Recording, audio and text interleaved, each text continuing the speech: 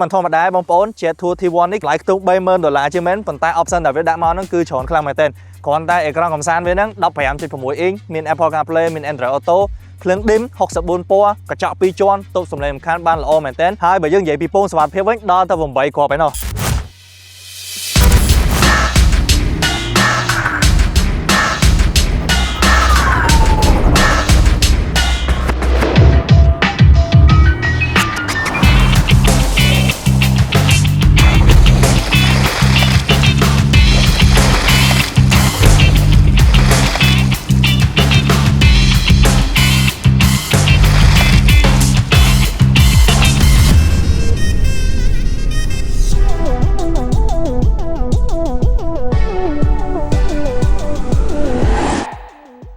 mình xui nhưng mà xin lỗi và con một can video thay mới chân nữa các bạn đại nhóm này cứ chỉ chat thu thi vốn để từ tại chỗ mà đó tiếp sau và tại con mà chỉ dân dẹp lời ca hai đầm lại bảo viết cứ thẩm tại bay mơn phòng pol phòng buồn ở đà phần nào phần tay mình thô mà đá bóng bốn chat thu thi vốn này cứ ban snap pin vốnในขนมการดีไซน์ red dot design ยศลมดับธนาออนระเจียตามมาดองได้ประเจียปีกาดีไซน์ดอกจ้าก็โดยเจียเพียบชนายประดับบอกเจ็ดทัวร์พองได้โอเคจังเหลือยังมาเมื่อปีกาดีไซน์พนักงานแขกวิ่งจังสมัยคอนเซ็ปต์ดีไซน์บอกเจ็ดทัวร์ที่วันมื้อนี้แบบตีกรงเล่ไปโชว์จมูกของออฟโรดติดจังนะให้ผูกเพียงตัวคล้องบอกวิคือแบบชงเล่จมูกมูคอนเซ็ปต์ดีไซน์มื้อนี้คือยมเป็นจังเหมือนเต้นให้ได้ไปใช้นั่นคือการดีไซน์แต่เลย approach angle ก็โดยเจีย departure angle นักบาดทางของร้านนั่นคือปัวแล้วเราเติมมา190 มิลลิเมตรดาวิลโอเหมือนเต้นสะสมสมัยเตียงการบาบอลในขนมก็โดยเจียโรตตามเพลแคทเพลลางพนมเพลไอ้นั่งเพลบ่ายนั่นคืออาจารย์บัตรเพย์เตอันอย่าบ้านท่าจีการดีไซน์แบบที่กรงเลี้ยจมูกอย่างออฟโรดติดจังนะจังสมัยพนักงานแก่นี้ไอเดียยมจับประดมตะบงคือสนมจะเกี่ยงบกบ่าวเวียขนมนั้นคือมีจมูกหนึ่งปูเดทำรังเนื้อลายได้ชื่อประเภท LED ได้ที่ดีไซน์ผมไว้ดมคอนเซ็ปต์ดีไซน์นี้อินสไปร์จึงปีสลับกาโคลเวอร์บูนสต็อปเมื่อเตอร์คือพลายเป็นเต้นอัตลบเพย์เตให้ขังขนมกระดาษบ่าวเวียนี้คือเพลิงฟ้าโคตได้ชื่อประเภท LED ดิคเนียมีจมูกหนึ่งมุกเงียบบัตรออโต้ก็โดยเชี่ยตะแหลกเพลิงฟ้าโคตให้ยังไอใส่กับปูเพลิงบานพองได้haiផ្នែកអង្គមនេះក៏មានជាមួយនឹងពូលគុជកាត់អាប់ LED មកគូផងដែរផ្នែកខាងមុខហើយចំណុចដែលខ្ញុំចាប់អារម្មណ៍មួយទៀតនោះគឺប៉ាណាមុខរបស់វាដែលជាការ design ថ្មីយើងមើលទៅគឺហាប់ណែនមាំល្អមែនទែនហើយការ design គឺបែប rocket design គ្រាន់តែកលែងមើលគឺយើងដឹងថានេះគឺជាឡាន jet tour ហ្មងអូខេអញ្ចឹងពាក់ព័ន្ធជាមួយនឹងផ្នែកជំនាញវិញខ្ញុំនៅតែពេញចិត្តរបៀបការ design បែបរៀងជុងអញ្ចឹងណាហើយយ៉ាងកោមកគេគឺគេប្រើទំហំ18 inch ប្រព័ន្ធ 5D ទាំងមុខទាំងក្រោយបូមខាងមុខគឺជាប្រភេទ MacPherson ហើយបូមខាងក្រោយនោះគឺជាប្រភេទ Martelling ដែលជាទូទៅឡាន Jet Tour ប្រព័ន្ធជើងក្រោមរបស់គាត់គឺហាប់ណែនជិះទៅ comfort ទុកលំនឹងបានល្អអានេះបើយោងតាមបទពិសោធន៍ដែលខ្ញុំធ្លាប់បានបើកឡាន Jet Tour ច្រើន model មកដែរណាហើយបន្ថែមពីនឹងទៀតមានជាមួយនឹងកញ្ចក់ក្តាប់អូតូមានប្រកបសញ្ញោមាន blind spot មានប្រព័ន្ធកាមេរ៉ា540 degree មានឈ្នាន់ជើងចំហៀងក៏ដូចជាមានរបាំងខាងលើដបូលដើម្បីចាប់ឲ្យបានបន្ថែមផងដែរអូខេអញ្ចឹងពាក់ព័ន្ធជាមួយនឹងការរចនារូបរាងផ្នែកខាងក្រោយវិញ stop LED របស់វាគឺរចនាស្តៀងជាមួយនឹងផ្នែកខាងមុខដែរយើងមើលទៅការ design គឺនៅតែស្អាតនៅតែ unique ណាហើយចំណុចដែលពិសេសនោះគឺคลุបខាងក្រោយរបស់វាជាប្រភេទអូតូហើយយើងអាចសេរីកម្ពស់คลุបខាងក្រោយនេះបានផងដែរហើយចំណុចដែលពិសេសរបស់ T1 នេះគឺคลุបខាងក្រោយធំទលាល្អមែនទែនអញ្ចឹងពាក់ព័ន្ធជាមួយនឹង space ខាងក្រោយនេះគឺយើងអាចដាក់បាន574 លីត្រដល់1455 លីត្របើសិនជាយើងបត់កៅអីជួរទី2ចុះទៀតយើងទៅគឺធំទលាល្អមែនទែនសម្រាប់ការប្រើជាលក្ខណៈគ្រួសារហ្នឹងគឺត្រូវហើយ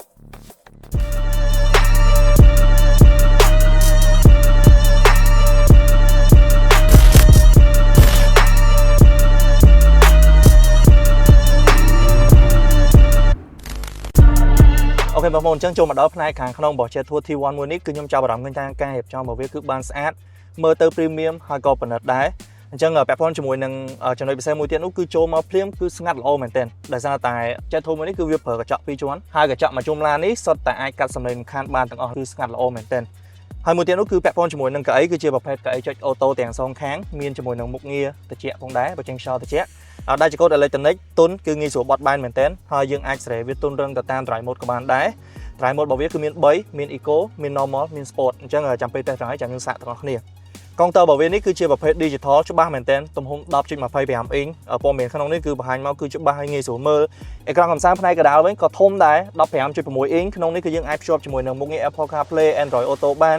បើកមើលជាមួយនឹងកាមេរ៉ា540 degree មើលឃើញមកជុំឡានមើលឃើញទាំងក្រុមបាត់ឡានទៀតនិយាយទៅគឺទំនើបមែនទែនហើយមួយទៀតក៏វាមានជាមួយនឹងប្រព័ន្ធភ្លើង ambient lighting 64 ពណ៌យើងអាចសេរីដូរវាលោតទៅតាមភ្លេងបានណាអញ្ចឹងពិសេសមែនទែនបន្ថែមមួយទៀតនោះគឺពាក់ព័ន្ធជាមួយនឹងផ្នែកកណ្ដាលនេះវាមានជាមួយនឹង wireless charge ដែរហើយយើងមានជាមួយនឹងទូទឹកកកដែរផ្នែកកណ្ដាលនេះគឺល្អមែនទែន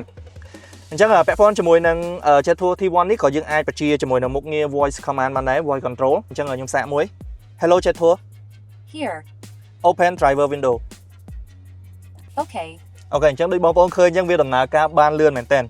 Hello Jet Tour Please continue Close driver window Okay អូខេអញ្ចឹងដូចបងប្អូនឃើញអញ្ចឹងហើយអីដែលសំខាន់នោះគឺដំណើរការរបស់វាគឺ smooth មែនទែនដោយសារតែវាប្រើជាមួយនឹងប្រទេស chip ថ្មីរបស់ Qualcomm អញ្ចឹងការបញ្ជានៅលើនេះគឺ smooth ល្អមែនទែនដូចបងប្អូនឃើញអញ្ចឹងហើយនៅលើនេះក៏យើងអាចសេរីទៅលើ driver assist បានដែរមានមុខងារច្រើនក្នុងនេះយើងអាចបិទជាមួយនឹង blind spot បើក blind spot មានជាមួយនឹងមុខងារ door opening warning អញ្ចឹងនៅពេលដែលយើងបើកទ្វារមានឧបសគ្គឆ្លងកាត់មកពីខាងក្រោយគឺវានឹង alert ឲ្យយើងដឹងហើយក៏មានជាមួយនឹងមុខងារ rear collision alert ផងដែរអញ្ចឹងនៅពេលដែលមានឧបសគ្គមកពីផ្នែកខាងក្រោយអីវានឹងបង្ហាញនៅលើ counter digital នេះអញ្ចឹងផ្ដល់ភាពងាយស្រួលមែនទែនហើយក៏សុវត្ថិភាពដែរហើយខ្ញុំភ្លេចប្រាប់មួយទៀតនោះគឺពាក់ព័ន្ធជាមួយនឹងកញ្ចក់ឡានមួយជុំគឺសុទ្ធតែមានជាមួយនឹងមុខងារកាត់ UV រហូតដល់ទៅ 99% អញ្ចឹងហើយគយខាងក្នុងនេះគឺអត់ក្តៅទេហើយពាក់ព័ន្ធជាមួយនឹងដំបូលកញ្ចក់នេះក៏យើងអាចបើកបានដែរជាប្រភេទ panoramic sunroof យើងអាចបើក sunroof របស់វាបានផងដែរចុច auto បានបន្ថែមពីនឹងទៀត speaker របស់វាគឺមានរហូតដល់ទៅ8គ្រាប់ហើយពាក់ព័ន្ធជាមួយនឹង build quality វិញគឺមើងល្អមែនទែនគុណភាពតម្លៃខ្ទង់$30000ជាងមែនប៉ុន្តែគុណភាពគឺមើងខ្លាំងមែនទែនហើយកាប៊ីនខាងក្នុងនេះគឺ design នៅតែ focus របៀបដូចឡាន off road ណាដោយសារតែវាជាប្រភេទឡានកុងកាត់អញ្ចឹង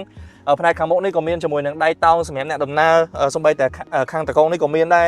យកទៅគឺ quality នេះគឺខ្ញុំស្រឡាញ់មែនទែន build quality របស់វានេះហើយមានជាមួយនឹង auto hold ផងដែរអូខេបងប្អូនអញ្ចឹងចូលមកដល់កៅអីជួរទី2របស់ Jet Tour T1 មួយនេះគឺធំទលាយដូចខ្ញុំបានបញ្ជាក់អញ្ចឹងខ្ញុំ 1m8 ហើយខ្ញុំអង្គុយទៅគឺ soft special មែនទែនសូម្បីតែកន្លែងដាក់ជើងក្បាលខាងលើនេះក៏អត់ទៅហើយខ្ញុំពេញចិត្តជាមួយនឹងដំបូលកញ្ចក់ធំដែលវាស្រឡះណាផ្ដល់ពលឺចូលមកក្នុងកាប៊ីនផ្នែកកណ្ដាលនេះក៏មានជាមួយនឹងកន្លែងដាក់ដៃកន្លែងដាក់កៅទឹកមានរុនម៉ាស៊ីនត្រជាក់ផ្នែកខាងក្រោយក៏ដូចជារុនសាកថ្មទូរស័ព្ទ USB-C និង USB-A ផងដែរទាំងកៅអីផ្នែកទី1ជួរទី1ក៏ដូចជាកៅអីជួរទី2អញ្ចឹងសម្រាប់ការប្រើជាលក្ខណៈគ្រួសារដំណើរកម្សាន្តអីគឺត្រូវហ្មង comfort ហ្មង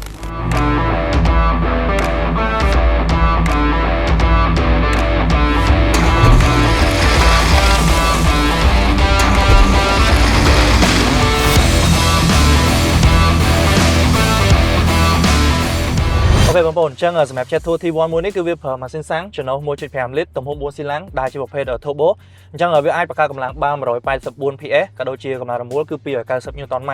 ហើយ performance ប៉ុណ្ណេះខ្ញុំគិតថាគឺស័ក្តិសមហើយមកល្មមហើយសម្រាប់ការប្រើប្រចាំថ្ងៃមិនថាយើងប្រើនៅក្នុងក្រុងក៏ដូចជារត់តាមខេត្តទេសន្ទុលលឿនរបស់វាគឺស្ទុះហើយណាមួយគឺវាមានជាមួយនឹង drive mode sport mode ដែរអញ្ចឹងបើសិនជាបងប្អូនត្រូវការលេង sport mode ចង់លេងលឿនអីគឺអាចបានហើយមួយទៀតនោះគឺវាដំណើរការដោយប្រអប់លេខ7វាអូតូដែលជាប្រភេទ DCT អញ្ចឹងចូលលេខបាន smooth មែនទែនហើយអីដែលសំខាន់គឺយើងអាចប្រើជាមួយនឹងលេខដៃបានព្រោះដោយសារតែវាមាន pedal shift នៅលើដៃចង្កូតនេះអញ្ចឹងផ្ទះចូលទៅគឺ smooth ល្អមែនទែនពាក់ព័ន្ធជាមួយនឹងប្រព័ន្ធជើងក្រោមគឺហាប់ណែល្អមែនទែនហើយក៏ទប់ដំណឹងបានល្អដែរហើយអីដែលពិសេសនោះគឺការទប់សំឡេងរំខានពីផ្នែកខាងក្រៅជាពិសេសគឺសំឡេងខ្យល់មិនហ្នឹងតេស្តជាន់ដល់កុងទ័រ100អីក៏អត់លឺខ្យល់ចូលមកក្នុងកាប៊ីនដែរអញ្ចឹងកន្លែងនេះខ្ញុំតសើ T1 ធ្វើបានល្អខ្លាំងមែនទែនហើយជាទូទៅឡានដែលមានរូបរាងជ្រុងបាក់នេះបងប្អូនប្រកាសជាគិតថាវាអាចនឹងលឺខ្យល់ខ្លាំងប៉ុន្តែ Jet Tour T1 នេះគឺធ្វើបានល្អមែនទែនរឿងទប់សំឡេងខ្យល់ហ្នឹងគឺធ្វើបានល្អព្រោះដោយសារតែកញ្ចក់មួយជុំឡាននេះគឺសុទ្ធតែអាចទប់សំឡេងរំខានបានណាពាក់ព័ន្ធជាមួយនឹងមុខងារសុវត្ថិភាពវិញគឺមានច្រើនមែនទែនបើយើងនិយាយពីប្រព័ន្ធប្រាំង ABS EBD BA មានទាំងអស់ប្រព័ន្ធទប់លំនឹង TCS ESCA គឺមានហើយមួយទៀតពាក់ព័ន្ធជាមួយនឹងមុខងារជំនួយពេលឡើងចំណោតពេលចុះចំណោតក៏មានដែរដូចគ្នាអញ្ចឹងពាក់ព័ន្ធជាមួយនឹងមុខងារសុវត្ថិភាពគឺខ្ញុំពេញចិត្តមែនទែនហើយ option នៅលើឡាន Jet Tour នេះក៏ខ្ញុំពេញចិត្តច្រើនដែរ performance សមត្ថភាពជើងក្រោមគឺខ្ញុំពេញចិត្តខ្លាំងមែនទែនហើយសម្រាប់ option ដែលវាដាក់មកនេះគឺវាសុទ្ធតែជា option ដែលចាំបាច់ដែលស័ក្តិសមសម្រាប់ការប្រើប្រាស់ប្រចាំថ្ងៃ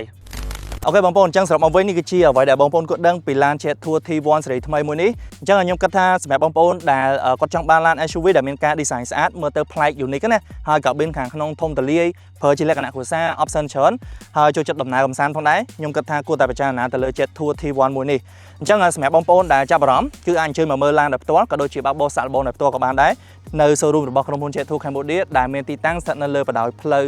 6A ខណ្ឌជ្រោយចង្វាណាឬក៏បងប្អូនអាចទំនាក់ទំនងតាមលេខទូរស័ព្ទដែលខ្ញុំដាក់នៅលើអេក្រង់នេះអញ្ចឹងចំពោះបងប្អូនវិញយកយ៉ាងណាដែរពី Jet Tour T1 មួយនេះជួយ comment នៅខាងក្រោមផងពីខ្ញុំបាទសេងឡុងអរគុណសម្រាប់ការទស្សនាហើយយើងនឹងជួបគ្នានៅវីដេអូក្រោយទៀត